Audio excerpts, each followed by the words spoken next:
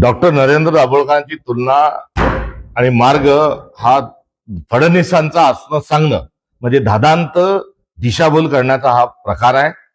कुठे कार्यकारण भावावर आणि वैज्ञानिक दृष्टिकोन पुढे घेऊन जात असताना समाज जाणता झाला पाहिजे ही भूमिका घेऊन शहीद होणारे नरेंद्र दाभोळकर आणि कुठे अंधश्रद्धेच्या खाईत ढकलणारे, भ्रष्टाचारांना पाठीशी घालणारे आणि एक मोठे फिक्सर, ओटचोर असे देवेंद्र फडणवीस यांच्या दोघांचा मार्ग हा एक असू शकत नाही.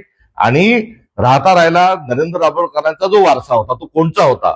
तो शिवशाहू फुले आंबेडकरांचा वारसा होता, तो अंधश्रद्धा निर्मूलनाचा तो वारसा होता, तो सत्य अहिंसेनी पुढे जाण्याचा मार्ग होता, वारकरी संप्रदायाला पुढे घेऊन जाण्याचा त्यांचा मार्ग होता. आणि देवेंद्र फडणवीसांचा जो मार्ग आहे हा अंधश्रद्धेकडे घेऊन जाणारा, शिवशाहू फुले आंबेडकरांच्या पुरोगामित्वाला कुठेतरी बाजूला ठेवून प्रतिगामित्व स्वीकारणारा हा वारसा देवेंद्र फडणवीस घेऊन जात आहेत.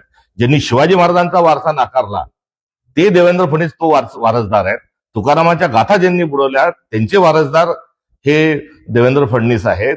तर सावित्रीबाई फुले यांना शाळेला विरोध करणाऱ्या लोकांचा वारसा देवेंद्र फडणवीस पुढे घेऊन जात आहेत. डॉक्टर बाबासाहेब आंबेडकरांना काळाराम मंदिराचे दरवाजे बंद करणाऱ्यांचा वारसा हा देवेंद्र फडणवीस घेऊन जात आहेत. एवढंच नव्हे तर भारताचं संविधान निर्माण करणारी जी लोकशाही आहे ती कुठेतरी गुंडाळून ठेवून बंच ऑफ थॉट नुसार देश पुढे गेला पाहिजे, राष्ट्रीय स्वयंसेवक संघाची भूमिका पुढे घेऊन जाण्याचा वारसा हा देवेंद्र फडणवीस घेऊन जात आहेत. अशा प्रकारचं वक्तव्य हे सुप्रियाजींनी जे केलंय या संदर्भामध्ये मी दुःख, खंत हे व्यक्त करतो. आणि चोर आणि संन्यासी या दोघांना एकत्र जे दाखवतात आहेत हे त्यांनी ताबडतोब या संदर्भामध्ये आपला खुलासा आणि स्पष्टीकरण दिलं पाहिजे. नरेंद्र दाभोळकरांचं योगदान फार मोठं आहे. आध्यात्मिक स्वरूपामध्ये आपला समाज पुढे जाण्यात कुठल्याही प्रकारची हरकत नाही. मात्र अंधश्रद्धेमध्ये जो समाज डुबला आहे त्या डुबलेल्या समाजाला कुठेतरी वाचवण्याची, तगवण्याची एक विवेकवादी भूमिका ही डॉक्टर नरेंद्र दाभोळकरांनी घेतली होती. तर देवेंद्र फडणवीस जी आहेत ही अविवेक भूमिका घेऊन हे सातत्याने चालतात. जेव्हा अंधश्रद्धा निर्मूलनचा कायदा तयार झाला त्या कायद्याला विरोध करणारे कोण होते? त्या कायद्यावर हरकती घेणारे कोण होते? त्या कायद्यावर संशय व्यक्त करणारे कोण होते? ज्यांनी हयात या कायदा बनवण्याकरता घातली ते नरेंद्र दाभोळकर होते. तर या कायद्याला विरोध करणारे हे देवेंद्र फडणवीस होते. एवढंच नाही तर या दरम्यान हा कायदा रद्द करता येईल का याचे प्रयत्न देवेंद्र फडणवीस हे करत होते. आणि अशा स्वरूपाची तुलना करणं हे अत्यंत दुःखद आहे.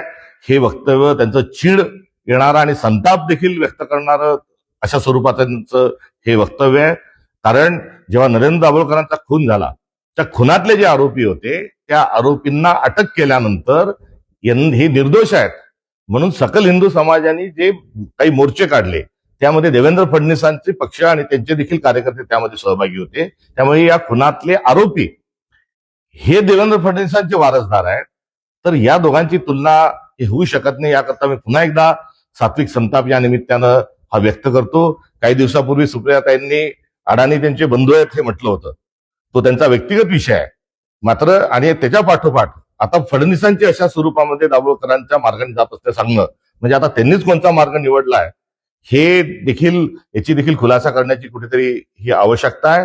हे तीव्र स्वरूपाचा माझा या वक्तव्यावर त्यांची माझी हरकत आहे. कारण डॉक्टर नरेंद्र दाभोळकर हे मला भावासारखे आहेत.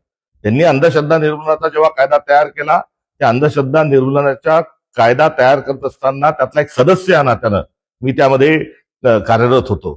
आणि राहता राहिला सुप्रियाताईंना अजून एक मला या निमित्तानं सांगायचंय की आपल्याजवळ पुरोगामित्वाचा वारसा आहे, आदरणीय शरद पवार साहेबांचा वारसा आहे.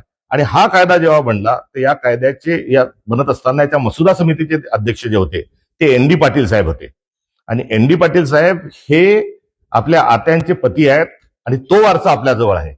आणि एन डी पाटील साहेब अध्यक्ष, नरेंद्र दाभोळ उपाध्यक्ष आणि 6 आमच्यासारखे सदस्य येतात असताना ही एकंदरीत जी संपूर्ण प्रक्रिया आहे या प्रक्रियेला खेळखंडोबा करणारे आणि अडवणाऱ्या लोकांना आपण जर त्या मार्गावरून जातात असं जर म्हणत असाल तर एन डी पाटलांचा वारसा आपला आहे याची देखील आपण कुठेतरी जाणीव आणि भान ठेवावं ही अपेक्षा आहे. माझी अत्यंत नम्रतेने त्यांनी हे त्यांचं विधान वापस घ्यावं ही माझी एक कार्यकर्ता या नात्यानं त्यांच्याकडून ही अपेक्षा आहे. आणि ही अशा प्रकारची माझी त्यांना सूचना.